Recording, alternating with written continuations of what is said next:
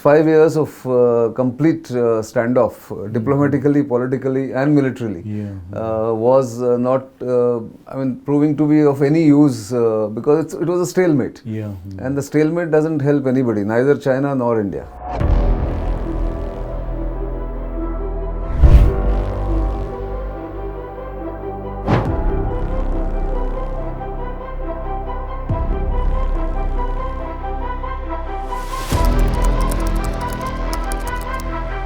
The clash between Indian and Chinese troops in the summer of 2020 changed India-China equations forever. The unprovoked aggression by China stifled other aspects of the bilateral relationship. For the first time in over 4 decades, there were deaths along the LAC. So why did China do what it did that summer?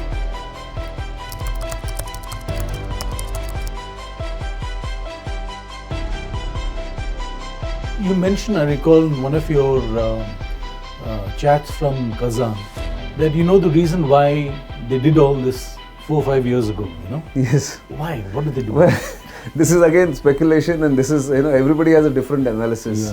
But my sense that time and now is that this is immediately in the post-COVID era or during the COVID, first wave of COVID, that is December 2019, the COVID started, the pandemic started. The world was distracted. 6 months before that, Prime Minister Modi had, secured a massive electoral victory.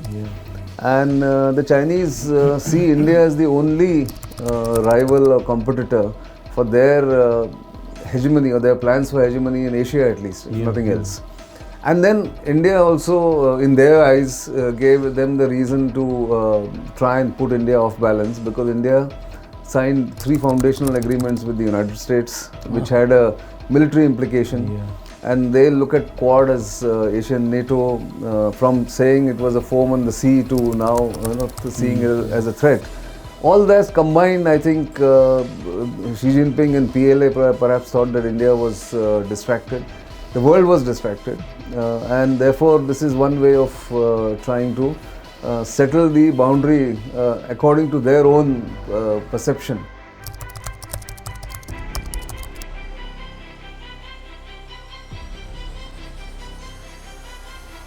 The PLA was taken completely by surprise when India gained the tactical heights of the Kailash ranges.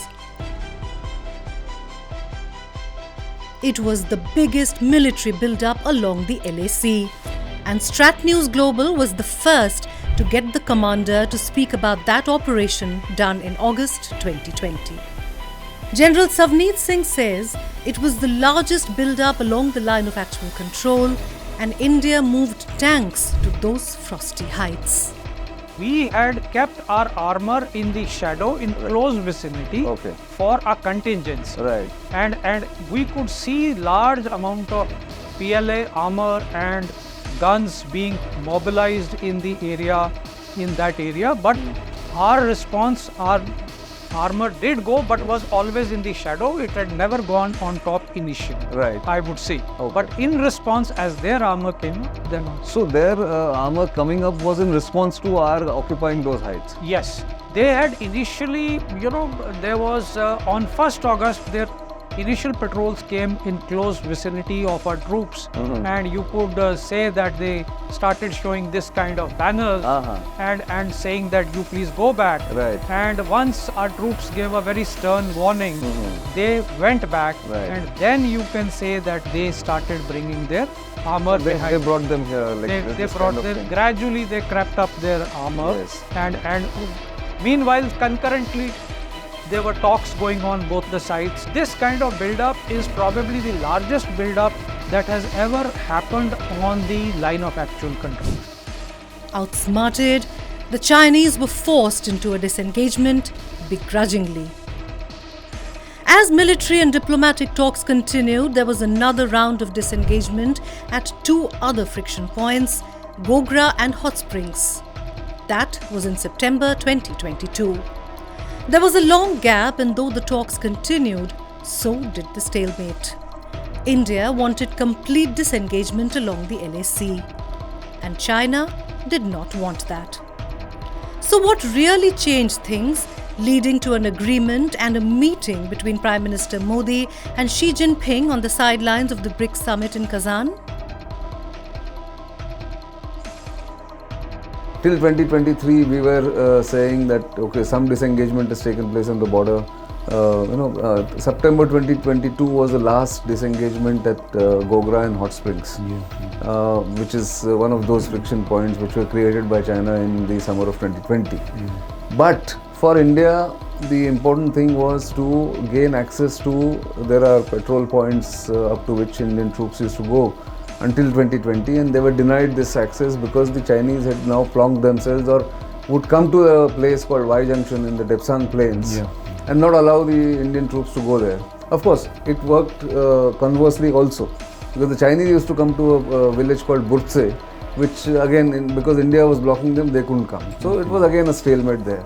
Why was it important for India to resolve these two friction points? That is Depsang on the northern side of the eastern Ladakh border, or the LAC, and Demchok in the southern part of the LAC, because Depsang patrol points gave you access to a larger area, nearly 800 square kilometers of plain land, which can become a battleground for armor from both sides. And you needed to go and show the flag there, because that is a claim line that India had there. So therefore, India insisted for the past 2 years that unless you resolve these two friction points, unless you go back to the status quo of pre-2020, pre-May 2020, we are not going to budge on any other aspect of the relationship. So which meant that pressure worked on China, because China then realized that it is not getting access, free access to the Indian market, which it wants in a big way. It was not been able to move an inch beyond what they had done in the initial stage of this incursion, or what they tried to do in 2020. And then it was a stalemate, so it wasn't proving to be of any use really. So they also then realized that okay, let's concede something and then take the next steps. So there is a price, I presume. You mentioned the economy. Yes. Does that mean lifting some of the curbs that we placed on? Not straight away. I won't think it will be a blanket lifting of the curbs. You will remember, and we have done a number of these discussions and stories and reports on this and analysis on this, that Press Note 3, which was issued by the Government of India, barring investments from countries that have borders with India, which essentially meant China, but it was couched in a bureaucratic language or a very clever language. That won't be withdrawn, is my understanding. It will be on a case-to-case basis, which had already begun in a way, because the Indian businesses have been putting pressure on the government that the alternatives were either absent for sourcing equipment, expertise, raw material from China. Either they were absent, there were no alternatives anywhere in the world, or they were pretty expensive, which was not affordable for the Indian businesses. So that pressure was also there on the Government of India. Of course, there was pressure on China because China's economy is not doing well. It is being denied increasingly free or easier access to European and American markets.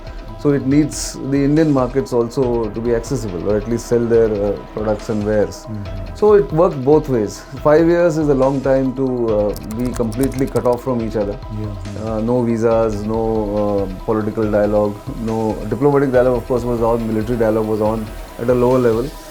But there was clearly no direction towards which the two sides or two nations were going together.